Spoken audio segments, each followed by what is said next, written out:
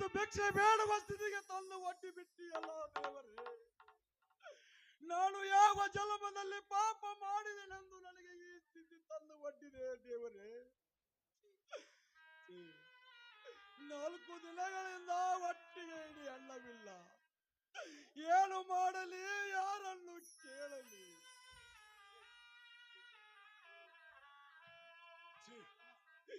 ಇಲ್ಲಿ ನಿಂತು ಭಿಕ್ಷೆ ಬೇಡಿದರೆ ನನ್ನ ಮರ್ಯಾದೆ ಮಾಲು ಏನಾಗಬಾರದು.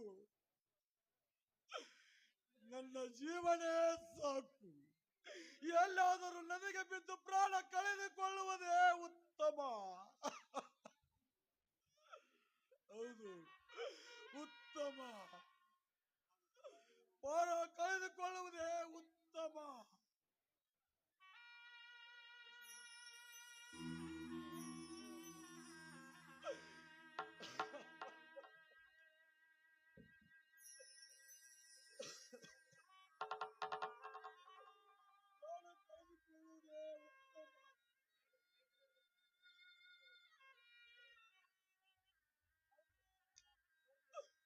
ಹೌದು, ನನ್ನ ಗುರು ಗೌರಿಯ ಅಮರವಾಣಿಯ ಸತ್ಯ. ಇವತ್ತು ಮಾಣಿಕ್ಯಾಂಜಿ ಆತ್ಮಹತ್ಯೆ ಮಾಡಿಕೊಂಡರೆ ನಾನು ಈ ಸಮಾಜದ ದೃಷ್ಟಿಯಲ್ಲಿ ಹೇಡಿಯಾಗಿ ಸಾಯುತ್ತೇನೆ. ನಾನು ಬದುಕಲೇಬೇಕು.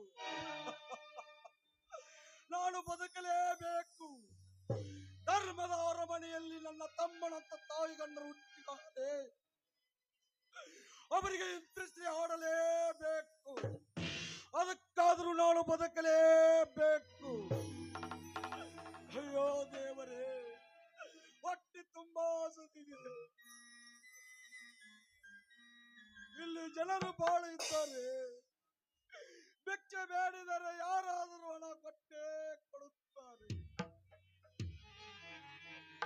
ಅದನ್ನೇ ತೆಗೆದುಕೊಂಡು ಹೋಗಿ ಹೋಟೆಲಿನಲ್ಲಿ ಕೊಟ್ಟರೆ ಹೊಟ್ಟೆ ತುಂಬಾ ಊಟ ನೀಡುತ್ತಾರೆ. ಓ ನನ್ನ ಕರುಣಾಮಯಿಗಳೇ, ಕೈ ಒಡ್ಡಿ ಭಿಕ್ಷೆ ಬೇಡುತ್ತೇನೆ. ಕೈ ಒಡ್ಡಿ ಭಿಕ್ಷೆ ಬೇಡುತ್ತೇನೆ. ಯಾರು ಇಲ್ಲನ್ನಬೇಡಿ. ಯಾರು ಇಲ್ಲನ್ನಬೇಡಿ. ಭಿಕ್ಷಾ ನೀಡಿರಿ, ದಾನ ಮಾಡಿರಿ. ಭಿಕ್ಷಾ ನೀಡಿರಿ, ದಾನ ಮಾಡಿರಿ. ಭಿಕ್ಷೆ ಭಿಕ್ಷೆ ಎಂದರು ಯಾರು, ಒಂದು ನೀಡರು ಭಿಕ್ಷೆಯ. ಭಿಕ್ಷೆ ಭಿಕ್ಷೆ ಎಂದರು ಯಾರು, ಒಂದು ನೀಡಿರಿ ಭಿಕ್ಷೆಯ.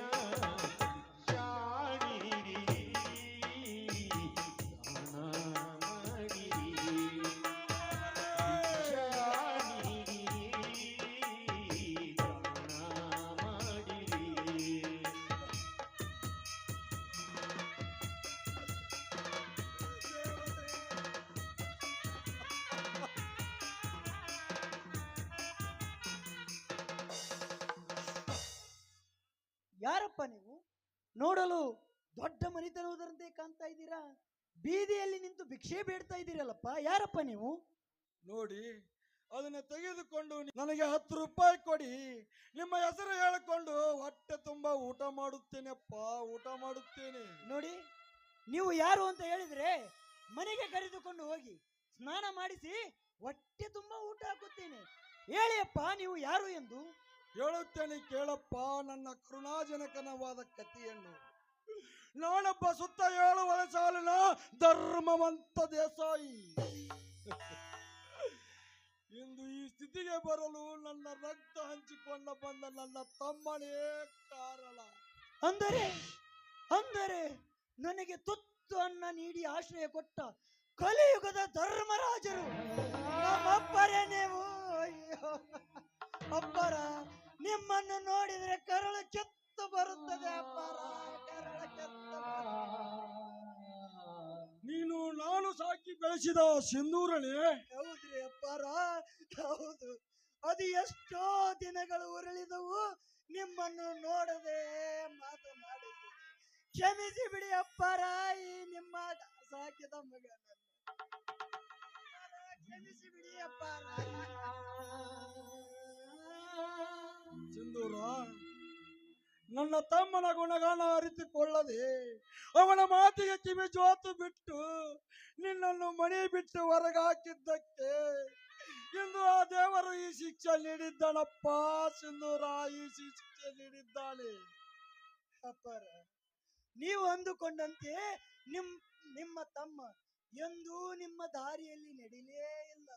ಅವನು ಆಡುವ ತಾಯಿಗಂಡ ನಾಟಕವನ್ನು ಎಳೆ ಎಳೆಯಾಗಿ ತಿಳಿದುಕೊಂಡಿದ್ದೇನೆ ಅಪ್ಪರ, ಎಳೆ ಎಳೆಯಾಗಿ ತಿಳಿದುಕೊಂಡಿದ್ದೇನೆ. ಹೌದಪ್ಪ ಸಿಂಧೂರ, ಅಂತ ಕೆಟ್ಟ ರಾಕ್ಷಸ ಧರ್ಮವಂತರ ಮನೆಯಲ್ಲಿ ಹುಟ್ಟಿ ಮಾಡಬಾರದ ಕೆಟ್ಟ ಕೃತ್ಯಗಳನ್ನು ಮಾಡುತ್ತಾನೆ. ಅಷ್ಟೇ ಅಲ್ಲ, ಆ ದುಷ್ಟ ನಾಡಗೌಡನ ಸ್ನೇಹ ಬೆಳೆಸಿ ಅತ್ಯಾಚಾರ, ಕೊಲೆ, ಸುಲಿಗೆ ಮಾಡುತ್ತಾನೆ. ನಾನು ತಿಳಿಸಿ ಬುದ್ಧಿ ಹೇಳಲು ಹೋದರೆ ನನ್ನನ್ನೇ ಹೊಡೆದು ಹೊರಗೆ ಹಾಕಿ ಬಿಟ್ಟನಪ್ಪ ಪುಣ್ಯಾತ್ಮ. ಅಪ್ಪರ, ಅವನೊಬ್ಬ ಗೋಮುಖ ವ್ಯಾಘ್ರ. ಅಷ್ಟೇ ಅಲ್ಲ, ಮೈ ಎಲ್ಲ ವಿಷದ ಬಣ್ಣವನ್ನೇ ತುಂಬಿಕೊಂಡ ನರನಾಗರ. ಅಪ್ಪಾರ, ನೀವು ಒಂದು ದಿನ ಪೇಟೆಗೆ ಹೋದಾಗ ದೇವತಿ ಅಂತ ತಾಯಿಯ ಮೇಲೆ ಬಲಾತ್ಕರಿಸಲು ಮುಂದಾಗಿದ್ದ. ಆಗ ನಾನೇ ಅವನಿಗೆ ಬೈದು ಬುದ್ಧಿ ಹೇಳಿದ್ದೆ. ಆ ಸೇಡಿಗಾಗಿ ಮಹಾನ್ ಪತಿವ್ರತೆಯಾದ ತಾಯಿಗೆ ನನಗೆ ಆಧಾರದ ಪಟ್ಟ ಕಟ್ಟಿ ಹೊರ ಹಾಕಿದ ನೀಚನಾದ ಅಪ್ಪರ, ನೀಚನವ. ಅಂದರೆ ನೀನು ನಿರಪರಾಧಿಯೇ? ಅಯ್ಯೋ ವಿಧಿಯೇ, ಮುತ್ತಿನಂತ ಹೆಂಡತಿಗೆ, ಬಂಗಾರದಂತ ಮನುಷ್ಯನಿಗೆ ಆದರೆ ಎಂಬ ಕೊಟ್ಟ ಮಹಾಪಾಪಿ ನಾನು. ಕ್ಷಮಿಸಿ ಬಿಡು ಸಿಂಧೂರ ಈ ದುರಾತ್ಮನನ್ನು. ಅಪ್ಪರ, ಸತ್ಯ ಏನೆಂದು ಗೊತ್ತಾಗದ ದೇವರು ನೀವು. ಅಪ್ಪರ, ನಿಮ್ಮಂತ ಧರ್ಮವಂತವರು ಇದ್ದಾಗಲೇ ಈ ಸಮಾಜದಲ್ಲಿ ಸತ್ಯ, ನ್ಯಾಯ, ನೀತಿ, ಧರ್ಮಗಳಿಗೆ ಇನ್ನೂ ಜೀವಂತವಾಗಿ ಉಳಿದುಕೊಂಡಿದ್ದಾವೆ ತಂದೆ, ಇನ್ನೂ ಜೀವಂತವಾಗಿ ಉಳಿದುಕೊಂಡಿದ್ದಾವೆ.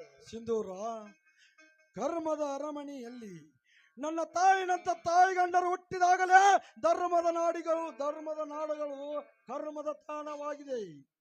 ಮೊದಲು ನೀನು ಅಂತ ತಾಯಿಗಂಡರ ರುಂಡ ಹಾರಿಸಲು ವೀರ ಸಿಂಧೂರ ಲಕ್ಷ್ಮಣನ ಅವತಾರ ತಾಳಬೇಕು.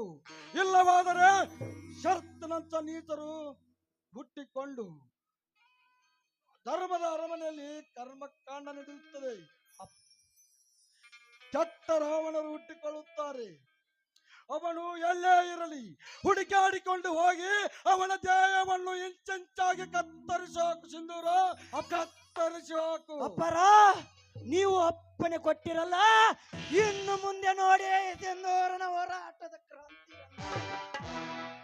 ಬಂಡತನದಿಂದ ಬಡವರ ಮೇಲೆ ಅನ್ಯಾಯವೆಸಗುವ ಆ ನಾಡಗೌಡನಂತ ಬಂಡರನ್ನು ಧರ್ಮದ ಮನೆಯಲ್ಲಿ ಹುಟ್ಟೆ ತಾಯಿ ಗಂಡ ನಾಟಕ ಆಡುವ ಆ ಶರತ್ ದೇಸಾಯಿ ಎಲ್ಲಿಯೇ ಇರಲಿ ಎಳೆದುಕೊಂಡು ಬಂದು ನಿಮ್ಮ ಪಾದದಡಿಗೆ ಹಾಕಿ ನನ್ನ ಹರಿತವಾದ ಕೊಡಲಿಯಿಂದ ಕತ್ತರಿಸದಿದ್ದರೆ ನಾನು ನೀವು ಸಾಕಿದ ಮಗ ಸಿಂಧೂರನೇ ಅಂತ.